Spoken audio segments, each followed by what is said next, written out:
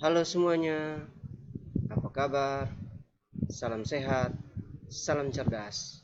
Kita bertemu kembali dalam pembelajaran kimia. Namun sebelum kita belajar bersama, kita menyampaikan selamat Hari Pendidikan Nasional. Kita serentak bergerak mewujudkan Merdeka Belajar.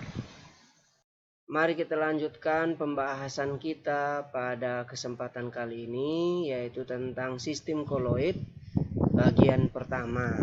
Hal-hal yang akan kita pelajari dalam pertemuan kita kali ini, sistem koloid bagian pertama adalah yang pertama, pengertian sistem koloid itu sendiri. Yang kedua, klasifikasi campuran. Yang ketiga, klasifikasi koloid. Namun sebelum kita membahas tentang pengertian sistem koloid, ada baiknya kita belajar bersama tentang sistem dispersi. Apa itu sistem dispersi? Jika suatu zat dicampurkan dengan zat lain, akan terjadi penyebaran secara merata dari suatu zat ke dalam zat lain yang disebut dengan sistem dispersi. Sebagai contoh, tepung kanji jika dimasukkan atau dilarutkan ke dalam air panas akan membentuk sistem dispersi di mana air sebagai medium pendispersi dan tepung kanji tersebut berperan sebagai zat terdispersi atau fase terdispersi.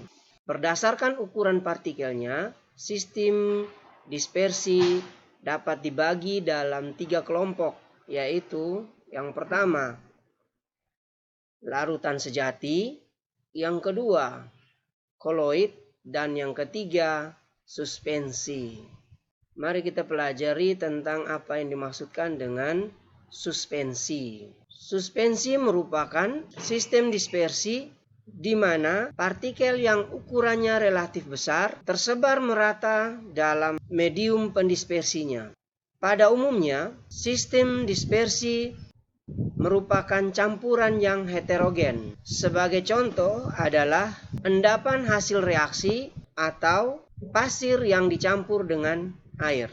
Dalam sistem dispersi ini, partikel-partikelnya dapat diamati dengan menggunakan mikroskop atau bahkan dapat diamati dengan menggunakan mata.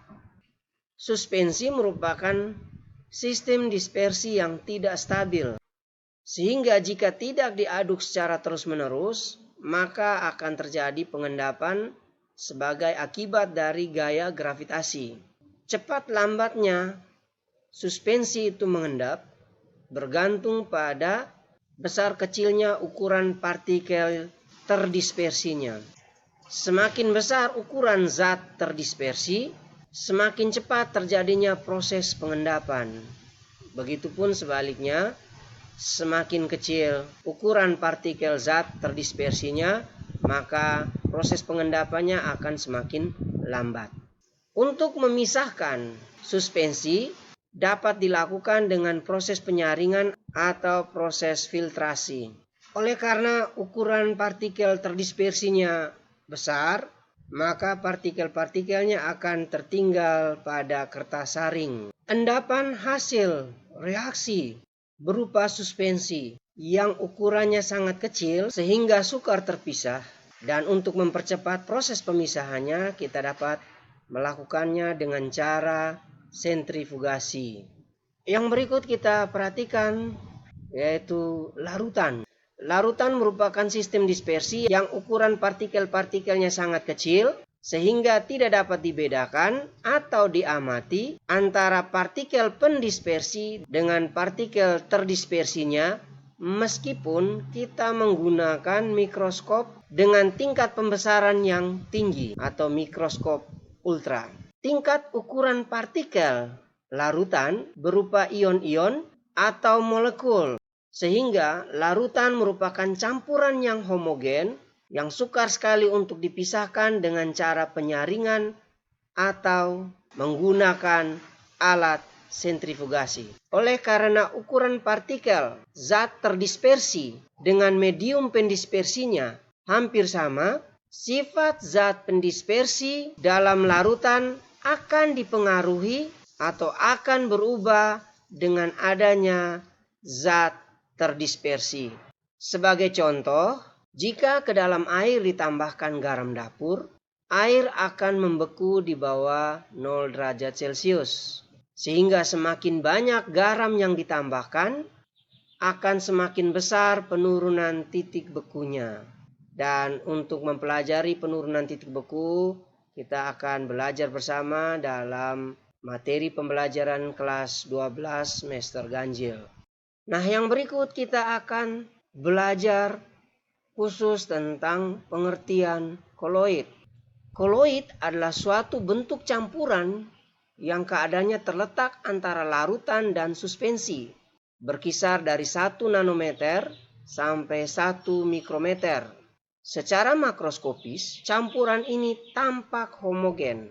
Akan tetapi, jika diamati dengan mikroskop ultra, ternyata masih dapat dibedakan partikel-partikel terlarutnya. Dan untuk diketahui, koloid berasal dari kata kolia, yang di dalam bahasa Yunani berarti lem. Istilah koloid pertama kali digunakan oleh seorang ahli kimia bernama Thomas Graham pada tahun 1861. Hal ini berdasarkan pengamatan Graham pada gelatin yang merupakan kristal tetapi sulit mengalami difusi. Padahal umumnya kristal akan mudah mengalami difusi. Sehingga zat semacam gelatin ini dinamakan sebagai koloid. Koloid atau disebut juga sebagai dispersi koloid atau sistem koloid sebenarnya merupakan sistem dispersi dengan ukuran partikel yang lebih besar dari larutan tetapi lebih kecil dari suspensi. Selanjutnya yang kedua, kita akan membahas tentang klasifikasi campuran. Sebenarnya tadi sudah kita pelajari dalam sistem dispersi. Jadi untuk lebih jelasnya mari kita lihat. Yang pertama, klasifikasi campuran terdiri dari larutan sejati. Yang kedua, suspensi, dan yang ketiga, koloid. Berikut perbandingan sifat larutan, koloid, dan suspensi. Yang pertama, larutan atau dispersi molekuler bersifat homogen, tidak dapat dibedakan walaupun menggunakan mikroskop ultra. Yang berikut koloid atau dispersi koloid. Secara makroskopis bersifat homogen tetapi heterogen jika diamati dengan mikroskop ultra. Dan suspensi atau dispersi kasar bersifat heterogen. Kemudian perbedaan sifat yang kedua, untuk larutan semua partikelnya berdimensi panjang, lebar, atau tebal kurang dari 1 nanometer. Sedangkan koloid, partikelnya berdimensi antara 1 sampai 100 nanometer. Untuk suspensi, salah satu atau semua dimensi partikelnya lebih besar dari 100 nanometer. Untuk diketahui, 1 nanometer sama dengan 10⁻⁹ meter. Selanjutnya, perbandingan sifat yang ketiga. Untuk larutan atau dispersi molekuler terdiri dari 1 fase, sedang koloid terdiri dari 2 fase, suspensi juga terdiri dari 2 fase. Yang keempat, larutan bersifat stabil, sedangkan koloid pada umumnya stabil. Untuk suspensi bersifat tidak stabil. Yang berikut, perbandingan sifat yang kelima. Untuk larutan tidak dapat disaring. Koloid atau dispersi koloid tidak dapat disaring kecuali dengan menggunakan penyaring ultra. Jadi koloid hanya bisa disaring dengan menggunakan penyaring ultra. Untuk suspensi dapat disaring bahkan dengan menggunakan penyaring biasa, maka suspensi pun dapat kita saring. Selanjutnya yang ketiga, klasifikasi koloid. Klasifikasi sistem koloid. Yang pertama, koloid liofil. Yang kedua, koloid liofob. Yang ketiga, ada koloid multimolekuler. Yang keempat, koloid makromolekuler. Dan yang kelima, koloid asosiasi atau misel.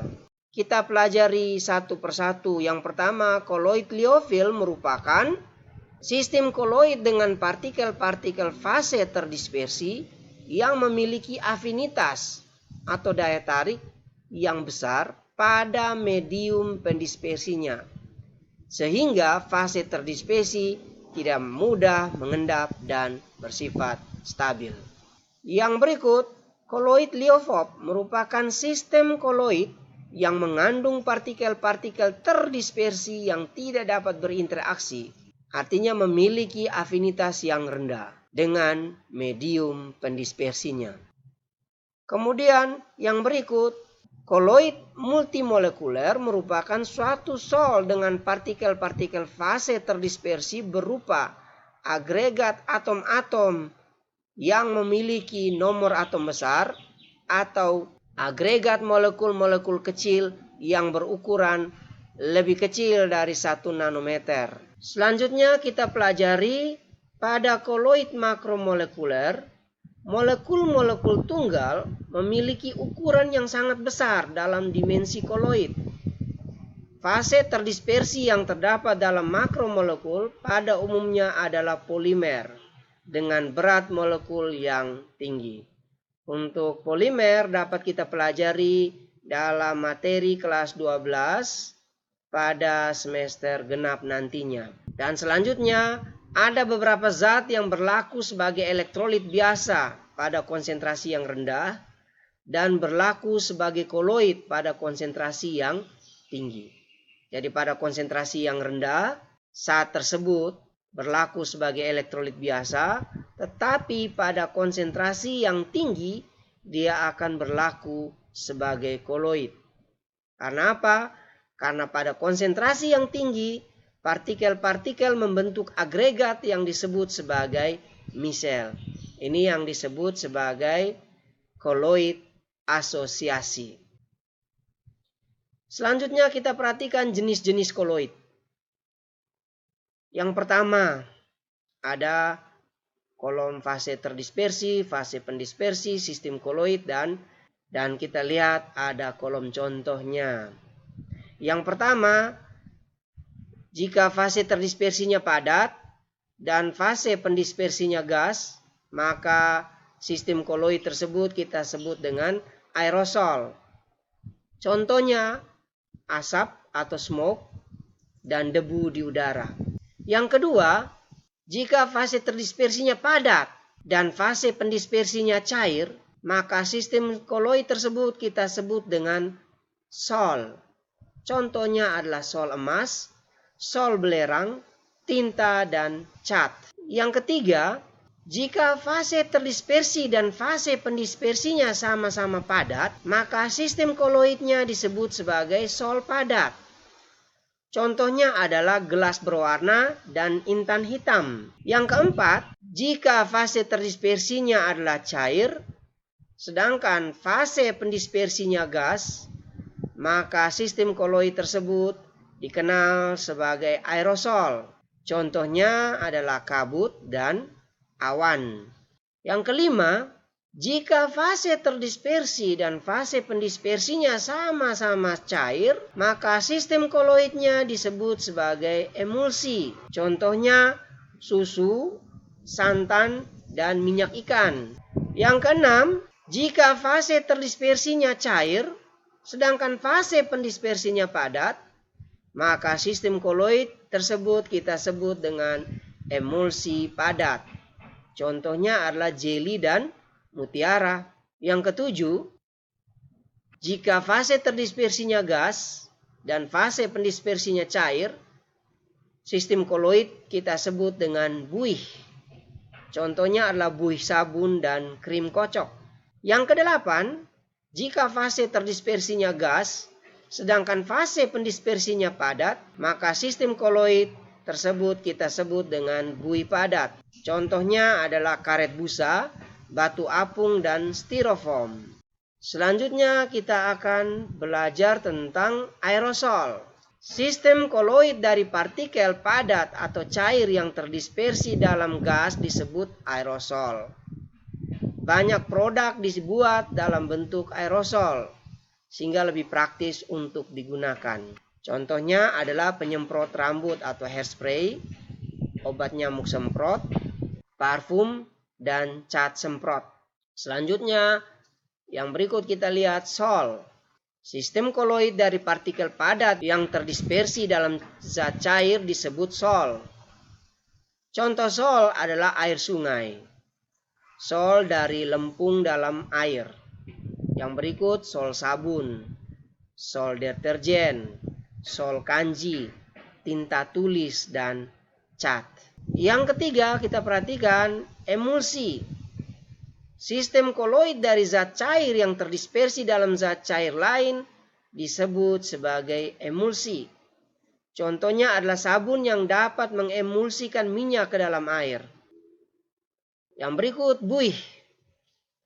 Sistem koloid dari gas yang terdispersi dalam zat cair disebut buih. Buih digunakan pada berbagai proses, misalnya pada pengolahan biji logam, pada alat pemadam kebakaran, dan pada kosmetik. Selanjutnya, yang berikut, gel. Koloid yang setengah kaku antara padat dan cair disebut gel. Contoh gel adalah agar-agar, lem kanji, selai, gelatin, gel sabun, dan gel silika. Selanjutnya, mengapa kita perlu mempelajari koloid atau mengapa kita harus menggunakan koloid? Hal ini dikarenakan koloid merupakan satu-satunya cara untuk menyajikan suatu campuran dari zat-zat yang tidak saling melarutkan secara homogen dan stabil, tentunya pada tingkat makroskopis. Baik, semoga kalian dapat memahami dengan baik tentang pengertian koloid, jenis-jenis koloid yang telah kita bahas pada kesempatan kali ini. Oke, demikian jumpa kita pada kesempatan kali ini. Semoga apa yang dipelajari pada kesempatan kali ini dapat berguna bagi kita semua dalam proses pembelajaran kimia. Ingat, tetap giat belajar, tetap menjaga kesehatan, tetap mentaati protokoler kesehatan, selalu mencuci tangan, dan salam sehat, salam cerdas.